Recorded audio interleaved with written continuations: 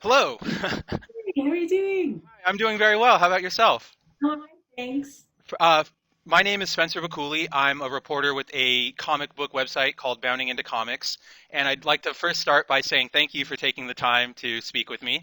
And if I could offer a personal compliment in the beginning of this, I'm not a very big medieval fan. I actually get turned off of a lot of medieval stuff, but I found myself so engaged with the episodes of Cursed I watched, and there were so many moments, and you'll hear me talk about them more in my questions, particularly the action scenes between the Red Paladins and Nimue Village that just blew me away, and I was completely enthralled. So I'd like to offer my Thank you. compliments for that. That's very kind. Thank you for having me. That's really, really great. I really appreciate that. Thank you. Thank you. So, if you don't mind, I have a few questions that I'd like to get your thoughts on.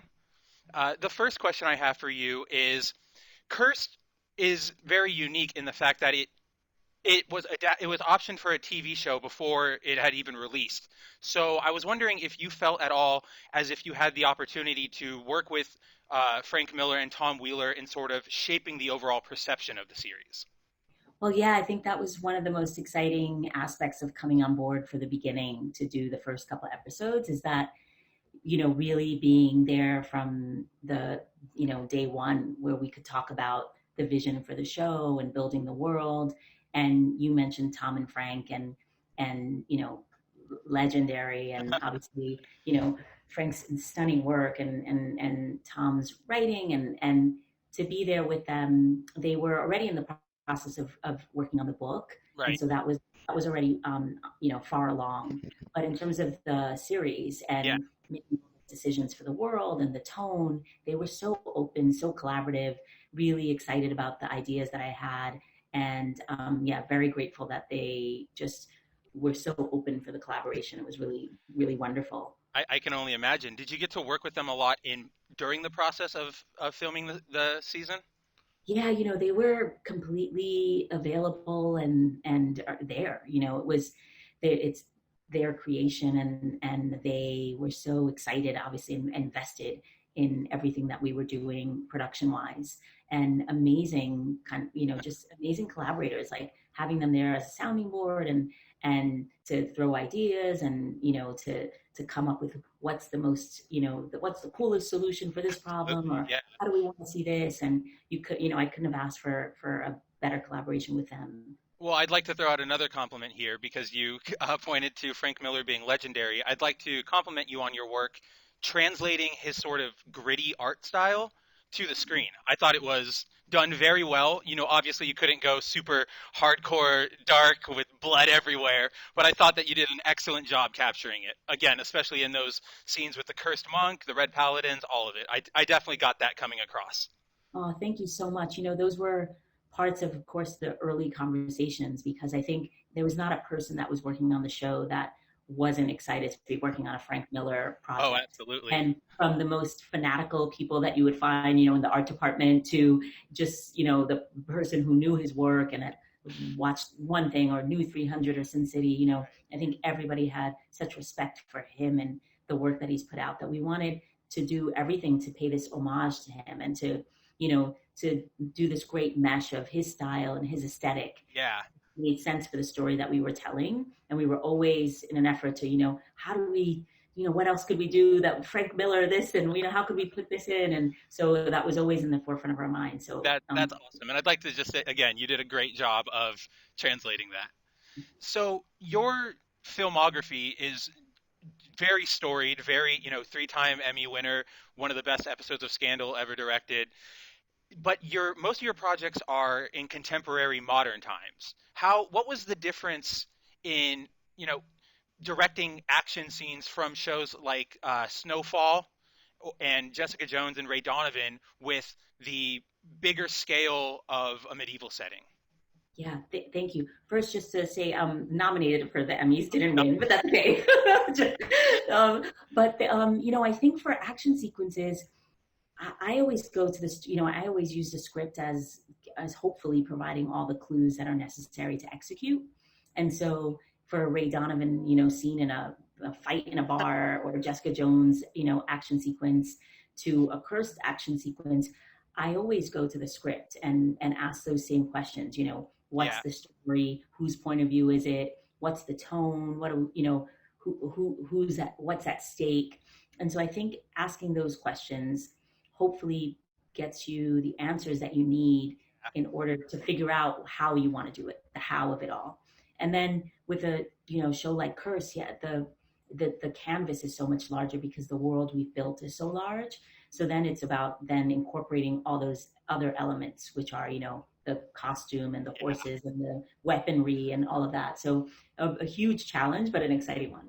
I can only imagine. It must have been so fun. On that note, there are so many memorable moments in the series. As I started talking, I started with the Red Paladin raid, but I'm also a big fan of the scene where Merlin's summoning the blood rain down, especially when the king drinks the blood after that. The scene with the dentist was incredibly out of nowhere, took me by surprise. Which scene through these two episodes was your favorite to direct? Ooh, so many. Like talking about your children, like, do I you imagined it would be a very hard question. but I think, I think about one in particular just because we prepped so hard for it and we were really wanting to make sure that the moment really landed was, Nimue on the rock I was when thinking of she's that holding scene. the sword and the rain is coming down. That scene in particular was one that was really exciting to figure out and it's terrifying. And then the one moment where we decided to move the camera in where she's holding the sword, Yeah. I think for us was everybody that was there that day. We were like, it was a pinch me moment. Yeah. Ooh, even thinking of that scene again, I'm getting a little bit of goosebumps. I remember watching that scene, and one thing that struck out for me, which was definitely a directorial point, was Nimoy's fight wasn't very clean. Even though she had just picked up the legendary sword, and she's the chosen one, she did not have an easy time. The second her sword stuck in the rock, I gasped. I went, "Whoa! Oh no, that's not what I was expecting." Goodness. So Oh, that's great. I loved that. Oh, that's awesome. Well, thank you. Yeah, we wanted it to feel messy, like she didn't really know how to handle that sword yet. It was the first time she was taking it out. It wanted to feel heavy. It wanted to feel like that. So that's great. And although that was intended to be messy, I also noticed that given the structure of the series, or at least these first two episodes, there are a lot of characters and arcs that don't necessarily meet up in the beginning, but are all obviously intertwined. There's the Red Paladin and Merlin and the King and Nimue herself and Arthur. How did you have any trouble keeping all of these plot lines coherent, even though they were not connected? It's always a challenge with something so sprawling and with many characters and how they're going to intersect and when. You want to make sure that you're laying that groundwork so that it feels earned and it feels like it's moving in the right direction. So it's a challenge, but one that we sort of loved because it was in the script and we knew that we needed to introduce those characters so that when those relationships meet up later on down the road, it made sense. Yes, I can totally get that. Uh, Given that this is an adaptation of the book, and we all know that rarely are adaptations, whether they're movies, books, video games, they're never one to one. Was there anything you found that you had to sacrifice from the book that you wish you could have left in? The book is so great. I mean, I remember reading the book when we were in prep, and it's tricky because of the nature of a book. There's a lot of internal scenes that I Right, love reading, and you think, I wish we could do all this. I wish we could do all this in the book. All the thoughts in her head or in the characters' heads and flesh it out. But in a show, you can't really spend all that time doing that. So the part of me that loves to read and loves to get into a character's head, I wish we could do all of that, but we'd be here with 30 right. hours.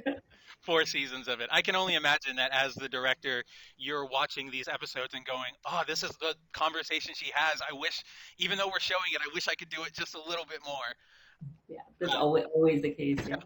it's got to be stressful. Um, so one of the big things viewers will notice about Curse is that the cast is extremely diverse. You have King Arthur being played by a young black man. You have the Red Paladins and the villagers composed of every ethnicity, really. Nimoy runs into them, other races. when she reaches different locations.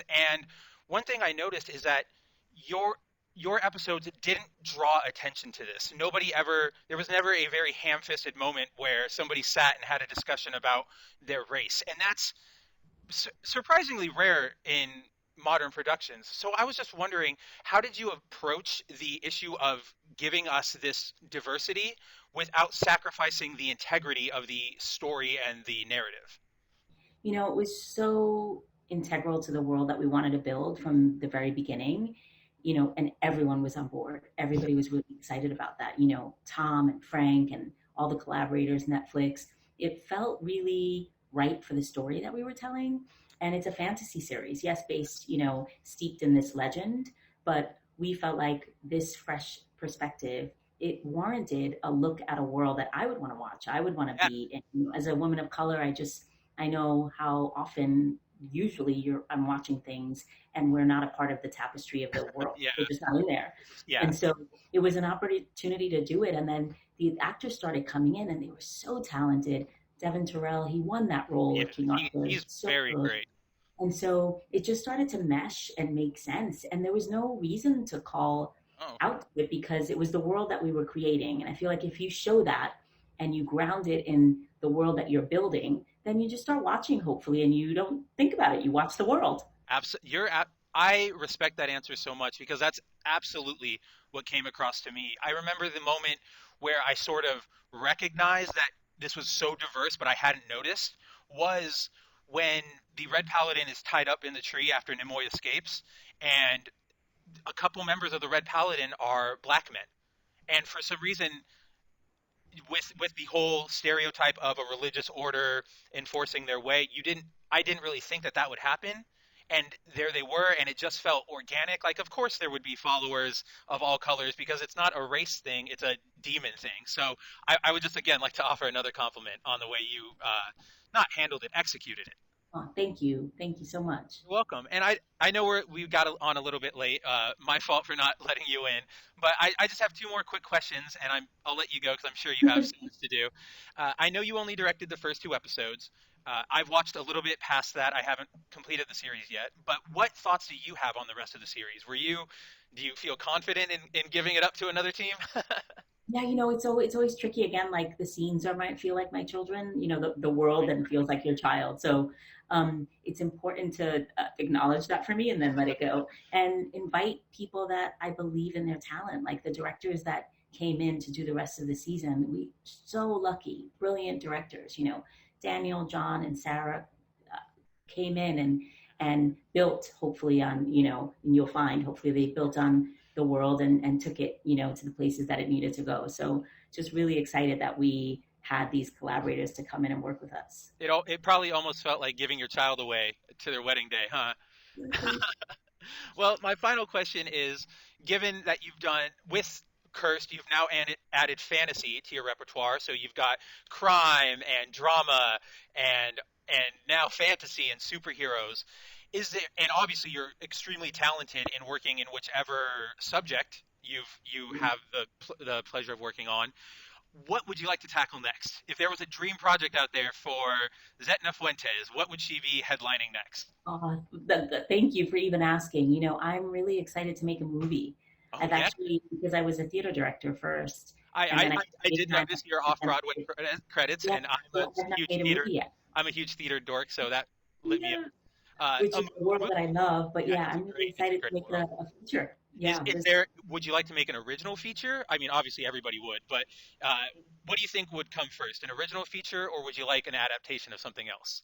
I'm kind of really open. I'm like I want a great story to work on, and so I'm excited to delve into the feature storytelling. Of having a beginning, middle, and end, Yeah, and hopefully theaters come back into the world because I hopefully. love going to cinema and sitting down and having the lights go out and watching a movie is one of my favorite things. So that's on my list. It's a very unique experience, and this is a question that just got sparked, irrelevant to our interview. How do you feel about Broadway shows being recorded and released to home?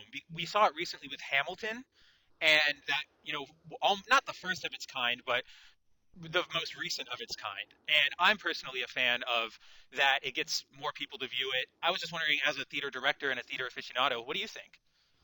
Look, I'm a big believer in access to art, and I love, that Hamilton was on, that my son could sit with, and his little friends could sit and watch it and experience Hamilton. I think is one of the most beautiful things that we could have hoped for during this pandemic. So I think that, access to art, for me, it's a win-win. That's really awesome. I'm glad to hear that people in the theater community are supporting sort of that direction. Well, Ms. Fuentes, this was very fun. You're an extremely charming and personable person, Oh, and I look forward to whatever work you will put forward in the future. I'll be first in line for that movie, I promise. thank you so much. Really appreciate it. Really nice talking to you. Talking to you as well. And to